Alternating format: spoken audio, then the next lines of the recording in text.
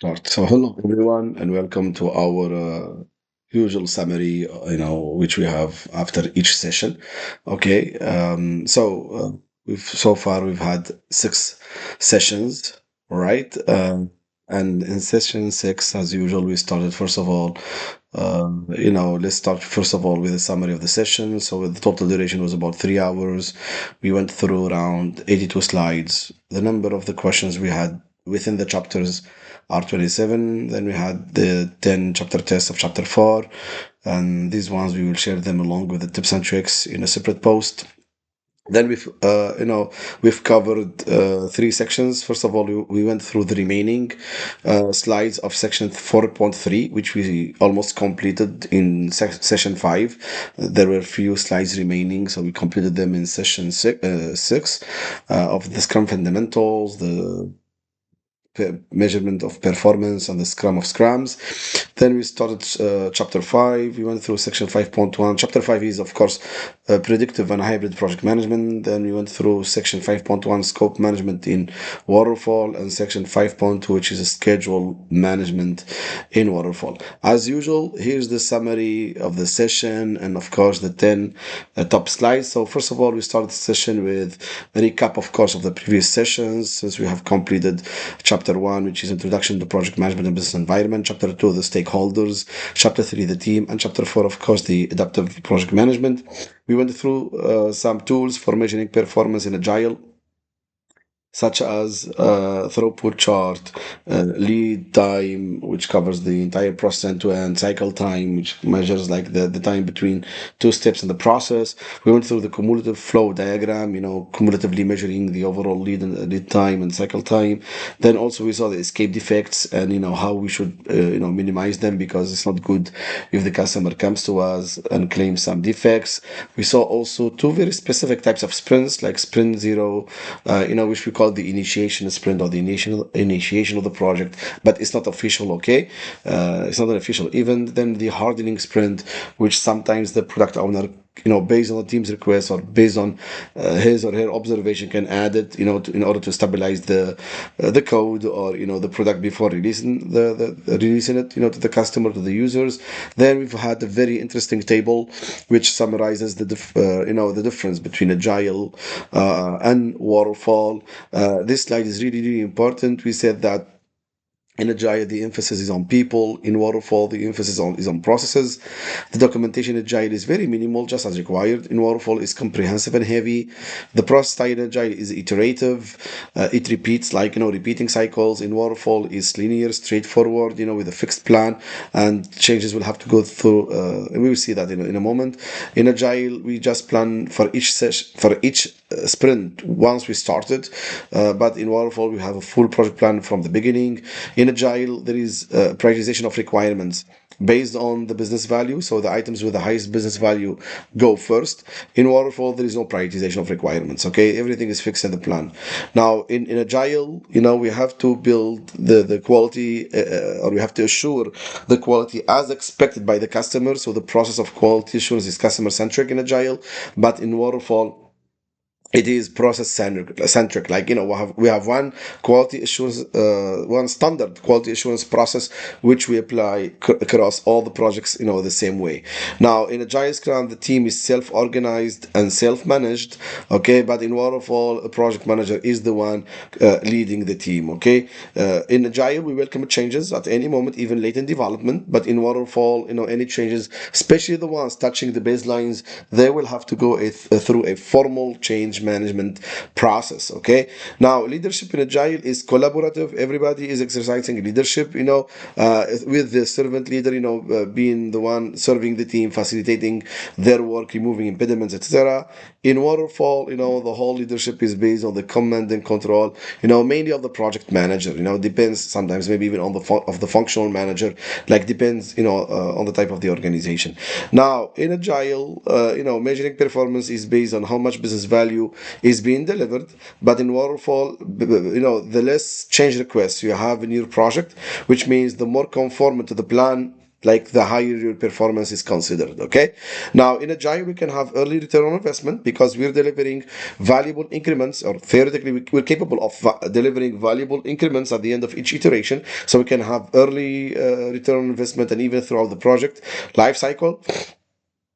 But in Waterfall, we have value, or we have return on investment at the end of the project when we deliver the deliverables. Okay. And of course, in Agile, the customer is highly involved because their feedback and input is very welcome, to help the team know if they're going in the right direction or not. In Waterfall, customer involvement depends on the contract, okay, generally, or on the life cycle of the project. Okay. Then, we saw the Scrum of Scrums, which is a Scrum at scale for large projects where, more than 9 people are needed, in the execution team. So we said, or we went through, the form and the structure of the Scrum of Scrums, how for each team of 3 to 9 people, there should be a Scrum Master. These teams, preferably, if they can align their sprints to start on the same time and finish on the same time. And then the Scrum Masters, at the end of each sprint, they will meet, and, they will share updates with questions similar to the ones in the daily meeting which we saw. Okay. And we said that always for, large scale Scrum, we have always just one PO, but we have, Scrum of Scrums. Then, we went through the agenda of the Scrum of Scrums, and we had the tips and tricks of the chapter, and we went through the question test of chapter 4. Then we started chapter 5, which is predictive and hybrid project management. We started section 5.1, scope management in Waterfall. We went through the scope management plan, which is part of the project management plan and explains how the scope and the project will be managed. We saw the scope baseline, and we wanted to share this slide with you because when we say scope baseline, I wanted to understand that baseline, in Waterfall, that's for scope, cost, and schedule. Okay. And we wanted to understand that it's basically the same way of handling them. So for example, we saw for the scope baseline, it's composed of the approved version of the work breakdown structure, the work breakdown structure dictionary, and the scope statement. And it's part, or whatever changes to the baselines, they have to go through the change control process. Okay.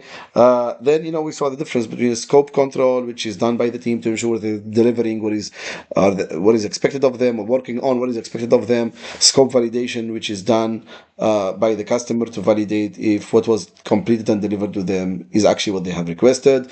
And this is based on the acceptance criteria which they provide. And we also, saw how, or the difference between an output, let's say, someone coming out of the project like a deliverable, and the outcome, which is like, the value realized, okay, or exactly, or the impact achieved. And we also saw how it's important for a product, to be both fit for use, working or functioning without errors, and fit for purpose, which means it satisfies the intended purpose. We also shared some tool, very important tool, which is the requirements traceability matrix, which is used for tracking the deliverables after the scope has been defined, to track the status of the deliverables. Okay. And then we saw the work breakdown structure, how, on the different levels in it, you have the first level, the project name, then the next level, with the numbers, defining, each section, they're called the control accounts. Then each control account can be broken down into planning packages, and then each planning package can be broken down into as many as work as necessary, of work packages. And then work packages at the end, these are not the tasks, because tasks later on will be derived directly from the work packages. And then we had the example of that car, the example of WBS with the car manufacturing, and it was easy to explain and remember, these different levels. Generally, WBS, we go with planning packages, work packages, and the project. Generally, we might choose generally 3 levels. Okay.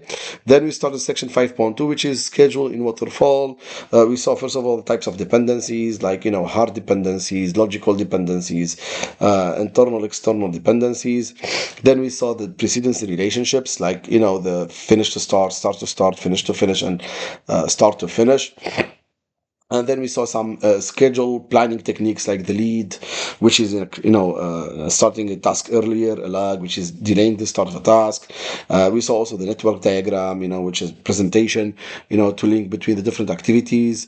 And I think also we went through the critical path method, which is basically the network diagram, but each activity is put on a node where there is an early start, early finish, late start, late finish, then the duration of the activity and the total float. And we have explained that actually the critical path method, you don't find it often in a PMP exam, not really, not like in the past, okay, like decade ago or more or less, okay. So we also understood, like, how to calculate the critical path, which is the longest path in the network diagram, how to calculate the forward pass, the backward pass, what's a float, even though, but the most important thing we have, focused on the critical path is that all activities on the critical path, they're important. They must start on time, finish on time, because the critical path doesn't have any lead or lag possibility. Exactly. No float. We cannot delay. We cannot advance. All the tasks must start and finish exactly on time. And the resources for each activity on the critical path, resources must be available. Okay. Then we discussed a few techniques, what to do with the, with resources when there are, let's say, issues with the schedule. We went through the resource leveling, and we saw the resource smoothing, and we have explained the difference, between the resource leveling and the resource smoothing by having an example of a project of 4 weeks. People, are resources are over allocated in week two because we exceeded the work limits, like a number of hours. And we said if we use resource leveling, that means we will expand the schedule, try to divide the number of hours in week two on two weeks, for example. But this will lead to schedule expansion. But we can try to use resource smoothing, which is looking for some slack, which is like, let's say, free time or unutilized time in the schedule, and try to fill it with the extra number of hours from week two without impacting the schedule. Okay, so that's actually the difference between resource leveling, resource smoothing. We also said that there are we also sorry we also, like, discussed different schedule representation formats, like, the Gantt chart, the milestone chart, the network diagram with dates. Okay. And we saw the milestone chart. Then we looked at some schedule compression techniques. Okay. Such as, like, schedule compression means we try to reduce the duration of the schedule because we're in a hurry, or a sponsor is requesting that, maybe stakeholder is asking to finish earlier, like a customer, like, sponsor, etc. So actually we saw two main types of schedule compression techniques, like fast tracking, which is trying, to start the tasks, earlier, like have them, in parallel sometimes. But this, might lead to some risk in case, there is some hard dependency between this task one and task two. But, we're obliged to start earlier. This is the preferred, let's say, schedule compression technique, because even though there might be some risks associated with it, still, it's better than the crashing, because crashing means we're adding resources to the tasks, so we can, crash the schedule, like, shrink the time, or reduce the time needed for, performing the task. But this is not preferred by PMIs, or in PMI's mindset, because increasing the cost is not really something we favor. Okay, so definitely not. All right. Okay. Then, we went through the change control process in Waterfall, which is very important to understand that any changes, generally any changes to the Waterfall plan, they will have to go through the change control process, which is called the integrated change control process. So, whenever there is an identification of a need for a change, that's probably because we need to take some corrective actions, which will consume resources and time, or maybe there are changes in requirements or in acceptance criteria, so of some deliverables or some requirements. Then the project manager will create the change and the change log. Okay, and we went through the change log as well. We saw what's the change log, and we saw even how a change request looks like. So we went through that as well. The project manager, by creating the change request, also will assess, the impact of the change. Then, once the change is logged, the project manager will present the change to the change control board. But remember, the change requests in Waterfall are not created only by the project manager. In PMI's preferred way of working, it's better if the changes go through the project manager. The project manager is the one who creates the changes. Okay, so to have one centralized, everything goes through the project manager, okay, in a centralized way, all right. But any stakeholder, any team member, actually, they can raise a change request to the change control board. But preferably, if the project manager does that, the change control board, they will assess or they will evaluate the change and its impact on the different, aspects of the project, mainly the baselines, and the change control board, which is the group of we saw that in chapter 2. They will decide whether to defer the change, like ask for more information, or reject the change, or maybe approve the change. If that, in three cases, like deferred, rejected, approve, the project manager needs to update the change log with the status of the decision of the change control board and inform the stakeholders about the change status. Then, if it's approved, then the baselines need to be updated. Sorry, with whatever impact changes coming to the baselines, and then implement the change and check the impact of the change if the change has delivered the expected impact or not. Now, to better understand, we need where do changes come from in a waterfall project? Well, changes can come from different, from various sources or reasons. Maybe the estimates or the initial estimates or the plan was not accurate. Maybe we missed some requirements, or we misunderstood acceptance criteria. Okay, maybe there are new regulations. Maybe there are changes coming from the market, etc. Okay, there can be really different reasons, for changes in a waterfall project. Okay, but definitely something we discussed also, which is try to avoid scope creep. Now, the scope creep is the uncontrolled expansion of the project schedule, and we should not really touch project scope. Scope creep is the uncontrolled expansion of the project scope.